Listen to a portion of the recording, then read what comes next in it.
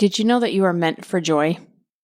Just like the Stanley Cup I've got sitting next to me right now as I record this episode is meant to hold my favorite beverage. It is meant to keep cold things cold and hot things hot. And if I took that Stanley Cup and put it on a shelf and never took it down and filled it up with a beverage, that would be such a waste of this Stanley Cup because its purpose is to hold a beverage and keep me hydrated. And your purpose, my friend, one of your main reasons for existing is to experience joy. If you're not experiencing as much as you'd like, this episode is for you. It's a simple fix. It can happen literally today, and I'm going to take you through it. Thanks for joining me for Better Than Happy. Let's go. Welcome to Better Than Happy, the podcast where we transform our lives by transforming ourselves. My name is Jody Moore. In the decade plus I've been working with clients as a master certified coach, I've helped tens of thousands of people to become empowered. And from empowered, the things that seemed hard become trivial. And the things that seemed impossible become available. And suddenly a whole new world of desire and possibility open up to you. And what do you do with that? Well, that's the question. What will you do? Let's find out. Sometimes listening to a podcast is enough, but sometimes you'll feel inspired to go deeper. If you hear things that speak to you in today's episode, consider it your invitation to a complimentary coaching workshop. On this live interactive Zoom call with me, you'll get a taste of the power of this work when applied in real life. You can participate or be a silent observer. But you have to take a step if you want to truly see change in your life. 2 steps, actually. Head to jodymoore.com/free coaching and register. Then you just have to show up. Your best life is waiting for you. Will you show up for it? jodymoore.com/free coaching. I'll see you there. Hello, everybody. Welcome to the podcast. Thank you so much for joining me today. I hope you're having a lovely end of your year. I hope it's going the way you want it to go. I hope you're showing up in the way that you want to and having lots of good memories. Today, we're going to talk about unconditional joy. And I love the word joy because to me, it is an all-inclusive word. That's how I think about it. So I know everybody has their own definition. The way I want you to think about it for today's episode is something that is beyond just happiness, beyond even peace or relief. A lot of my clients tell me they're seeking relief, which is just an escape from a lot of negative emotion, right? But it is beyond maybe what you might be seeking. I remember being in high school and going to a youth conference through our church, and there's a scripture in LDS culture that says that men are that they might have joy. And I remember us talking about that scripture and realizing that at that point, when I was a teenager in high school, my main goal was fun. And the speaker specifically pointed out that it doesn't say that men are that they might have fun. And that's not to say that there's anything wrong with seeking fun. I still actually love to have fun. But I remember having this realization that that's true. I'm not designed for fun. I'm not meant for fun. Fun is maybe just a tiny little component of what is much bigger, what is much more expansive, which is joy, right? And so I love that word joy, and I do think of it as an all-inclusive sort of maybe mother of all emotions, you might say, that includes clean pain. It includes discomfort and challenge and struggle, but it also includes happiness and fun and lightness and peace and love and gratitude. I do think that's what we are meant for. And we are meant for that because, first of all, it's what feels most fulfilling to us, but also it's how we grow and become refined and become more spiritual beings, if you will. So I don't want to get off onto a religious or spiritual tangent today. I want to talk about really practical strategies that you can execute if you want to experience more joy in your life. And the first one is to recognize, the reason I'm calling this unconditional joy is because you have to acknowledge and recognize that joy is not created by any conditions outside of you. So at first consideration, the term unconditional joy might imply that I think you should be experiencing joy all the time. And that's not what I'm saying. Just like unconditional happiness doesn't mean you should be happy all the time. It simply means that you acknowledge and recognize on as deep of a level as you possibly can, because the deeper you recognize it and understand it, the more extraordinary you will feel and your life will become. When you recognize that conditions do not create joy or lack thereof. Conditions are not powerful the way that our minds think they are. So the first thing I want to challenge you to do, if you want to experience more joy, is to start to recognize this. Recognize the difference in people's experiences in the same given conditions. You don't even have to be observing yourself if you're not ready to. Just start by observing other people around you. Last Saturday, my family and I had the opportunity to go to Disneyland. Happiest place on earth, they say, right? And it was. We had an incredibly fun day at Disneyland, especially because my younger daughter rode big roller coaster, the Incredicoaster, for the first time, and she loved it and she rode it 4 times. Okay, now, Incredicoaster creates joy, happiness, or no? Obviously, no, right? Because you got some people getting off the Incredicoaster smiling, laughing, saying, let's do it again. And you've got other people getting off there feeling sick, saying, I will never do that again. And you even sometimes have somebody getting off there in tears. I was afraid that was going to be my daughter. Thank goodness it was not. So how could it be that we see all different reactions? If conditions outside of us created our reactions, we would see all the same ones. It doesn't even have to be a roller coaster, right? You walk around a place like Disneyland and you will see a lot of smiles and a lot of laughter, but you will see tears. You will see tantrums, not just from kids. You will see adults having little adult tantrums, snapping at kids, yelling at kids, whatever, or at each other, right? You'll see people upset, people crying, people hurt. But we're all at Disneyland. Shouldn't we just be walking around happy? No, not all the time, because conditions are not creating our experience. So I like to observe this whenever I can, because I'm constantly, again, trying to train my brain to better understand it. I got to tell you one other story, which I might have told you before, but if not, it's a good one. You got to hear it. So I was with my team. There's about 7 of us or 8 of us, and we were on a trip. We went to Nashville, Tennessee to a concert, and while we were there, we did a little sightseeing. At any rate, at one point, we needed to take an Uber to get back to our hotel, but there were too many of us to put in one car, so we got 2 cars. Okay, so we split up half and half. As soon as we arrived at our destination, the people who were in the car in front of us got out and said, you guys, it was the weirdest thing. Our Uber driver didn't talk to us the whole time. It was so creepy. And we started laughing, those of us who had been in the other car, because we had just gotten done commenting about how much we loved our Uber driver because he didn't talk to us, how peaceful it was that he didn't try to make small talk. So should your Uber driver talk to you? Does that create a feeling of safety?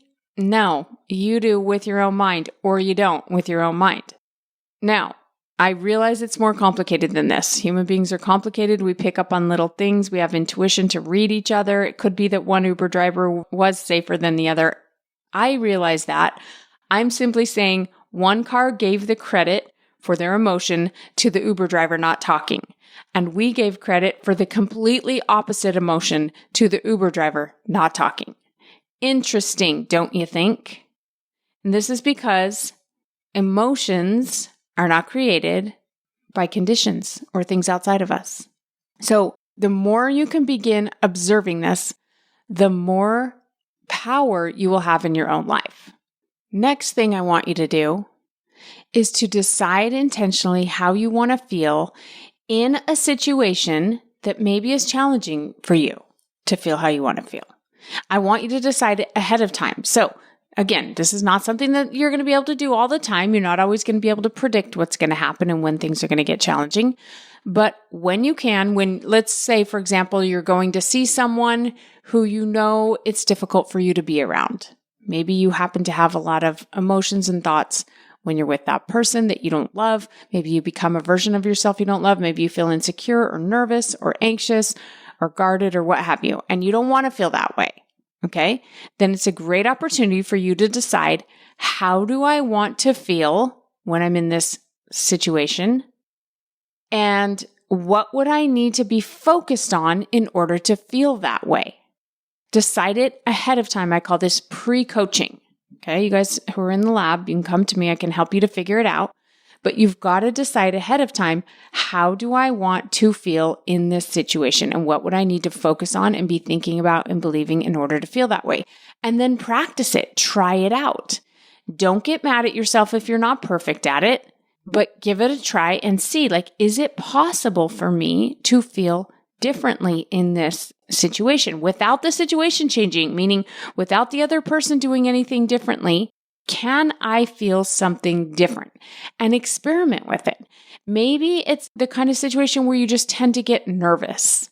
Maybe you're going to be giving a talk in church, for example, and you tend to get nervous, or playing the piano somewhere, or maybe you have to go, make a phone call. Some of you I know don't like making phone calls and talking to someone. Before you get on that phone call, can you decide how you want to feel and decide what you're going to focus on? Those of you who are entrepreneurs, you have so many opportunities to do this. I hope you are doing a lot of this if you're a coach, especially. I hope before you get on a coaching call, you decide, how do I want to feel on this call and what will I need to be focused on? I'll tell you, the most useful thing for me as a coach is I want to feel open and curious and confident. And in order to feel that way, I have to be focused on my client, not on myself. I have to decide, I've got this. I've got great training and great tools. And now let's go. What's going on for this person? How do I better understand what's going on? How can I show them what's going on for them? How can I best empower them? It's a lot of questions. That's what creates curiosity, right? Instead of going into it worried about myself, are they going to like me? Are they going to like what I say? Are they going to feel like they got their money's worth? All of that creates insecurity and doubt and fear. So what will you focus on going into a situation? Because even if you only do it for part of the time, even if it comes and goes, or maybe you have to try 5 different situations before you're actually able to see yourself create a different emotion than what you're used to. That's okay. You experience it one time and your brain suddenly goes, oh, that was interesting. That's fascinating that I felt that way this time. Now, again, please don't think that it means that you're a changed person and you're going to feel that way every time. Usually in the beginning, it takes a lot of practice. It takes a lot of intentionally focusing your mind until you rewire your mind to the new normal. So give it some time and don't expect perfection, but it's a great experiment to do some pre-coaching and decide before you go into something, how do I want to feel and what would I need to be focusing on in order to feel that way? And you will find that you are extraordinarily powerful in your own life. The next thing I want you to do is another form of observation in the world around you, but I want you to observe somebody who has a circumstance that you wouldn't prefer, and this person seems to either be okay with it or even like it and prefer it.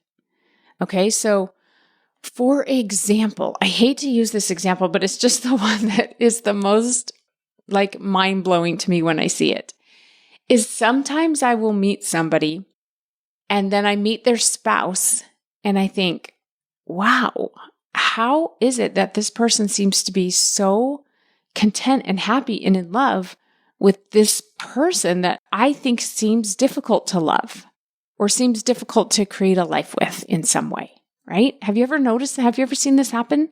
And then I go, wow, it's impressive actually. And I'm so glad. Obviously everybody's drawn to different things and everybody has different preferences, even in a spouse. But I like to just let my mind be a little bit blown at that spouse does not create feelings of contentment. the person does. And if I were in that situation, it might be more challenging for me. Now, the next thing I want you to try is the opposite. I want you to notice somebody who has a circumstance that you think would be ideal or wonderful or would bring you lots of joy, lots of happiness. And this person seems to be dissatisfied, upset, unhappy with it. Okay? This is also easy to do, maybe even easier to find because of the dominance of negativity in the human mind. But notice this person being dissatisfied. Again, I see this a lot in women when it comes to our appearance. I see women who are unhappy with their body or their physique in some way or just their physical appearance, who I think, man, if I looked like you, I feel like I would be walking around like Amy Schumer in I Feel Pretty. Just notice it and be careful not to slip into judgment. I don't mean that we're judging people. I just mean you're letting it kind of blow your mind about how, wow, it is not the condition. It is not the outside condition that's creating the experience of it. It is the person creating their own experience, just like I'm creating my own experience. Whoa, crazy, powerful to observe. Okay, I got one final experiment that you can try on if you want to have unconditional joy. And you don't have to do all of the things I'm recommending here today, but try out one or two because what we want to do is get you more empowered at creating joy in your own life.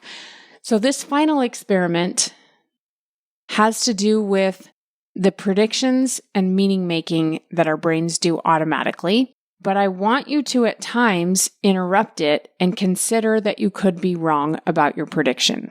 In other words, we tend to take the things that come at us in our day and label them either good or bad. I have a couple kids home from college this week for Thanksgiving. So wonderful having them home. And yesterday they flew home together. One came from Idaho Falls, one came from Provo, and then they met up on the same flight in Salt Lake to get home. And I remember thinking, oh, I just hope that their flights aren't delayed, that my one son who has a connecting flight doesn't miss it and that they get home on time. And I had all these ideas about what would be ideal, right? And it did go smoothly. It did go the way I desired yesterday, but sometimes it doesn't. Especially when we're traveling, often things just don't go exactly according to plan. And I would have labeled that, had they not made it home, too bad. Too bad for them, too bad for me that I didn't get to see them as soon as I wanted. And I would have labeled that as a negative situation. But my point is, what if I go, what if I'm wrong? Maybe that wasn't a bad thing. Maybe that was actually really a blessing in some way. So I want to give you an example story to illustrate this. I did not write this story. I've looked it up on the internet before and I cannot find who to give the credit to. But the story goes that there was a wise old man, of course. We should make her a wise old woman. But anyway, the story says a wise old man. So this man had a horse who was a great horse. He was a hardworking horse and a well-trained horse. And all of his neighbors said, oh, you're so lucky that you have this amazing horse. And the man said, maybe. And a couple days later, the horse runs away. And all the neighbors say, oh, that's such bad luck that you lost your wonderful horse. I'm so sorry he ran away. That's bad news. And he says, maybe. And a few days later, the horse returns home and brings with him another horse that he had found out in the wild. And now the neighbors say, oh my goodness, what good fortune. You now have two horses. You got your horse back and you got another horse. What a blessing. And the man says, maybe. And a couple weeks after that, the man's son is training the new horse, trying to break him in, and he gets kicked off the horse and breaks his leg. And the neighbors say, oh, what bad luck. Your son has broken his leg training this horse. And the man says, maybe. And a couple weeks after that, the local army comes marching through town, seeking all healthy and able-bodied young men who are now being drafted to fight in a war. Of course, the man's son is unable to go because he has a broken leg, to which the neighbors say, what great fortune, your son is spared from having to fight in the war because of his broken leg. And the man, of course, says, what? Yes, he says, maybe. Okay, so we could go on like this forever, but this is my whole point, is I want you to, the next time you find yourself going, oh man, we missed our flight. That sucks. What bad luck we're having today. I want you to just pause and go, maybe. And I want you to let your creative mind consider for a minute why maybe it's not. Maybe it's such a gift. Maybe it's such a blessing. This is where you can let your imagination run wild. Now, I want to be clear. We're not trying to actually figure it out. We don't actually know the reason why this might really be in your favor or if it is or not, right? We don't need to figure out what's true, quote unquote, outside of you. We're just playing with the fact that we don't know what's true. Because we think we do. We're like, no, it would be so much better if I made my flight and got to my destination on time. Maybe. Or here's where my mind goes, is to things like, well, maybe if I would have gotten there on time, I would have been in some kind of a terrible accident and become injured, and now I'm being spared that. And I'll never even know that because I won't encounter that accident now, but that could be true, right? I remember having a client once, years ago, who said that her son was always late to seminary. So seminary is like our scripture study class that our teenagers go to. And she said, he's just always late. I can't get him to get there on time. And I said to her, now, why is this a problem? And she said, well, I feel like in the very beginning of seminary often is a really important kind of like setting the tone. And I feel like he might be missing something really good. And I said to her, yeah, maybe, or maybe not. Maybe he's missing something that would have offended him or upset him at times. Or maybe he's avoiding some kind of a car accident some days. Or maybe there's some kind of message or gift or understanding or insight that he's going to have from being late that he wouldn't get had he been on time. And I'm not saying we have to walk around believing that that's true either. We just have to go, maybe. The truth is, I don't know what's good and what's bad, because I can't predict the future and I can't even read people's minds, or I just don't possibly understand everything at work in the world. And so just letting it be a maybe, you don't have to shift it to a positive, just try on that what you think is good news or what you think is bad news may or may not be. Maybe. Just saying. All right, my friends, thank you for joining me today. I hope you will try out at least one of the things I gave you today. I would love to hear how it goes.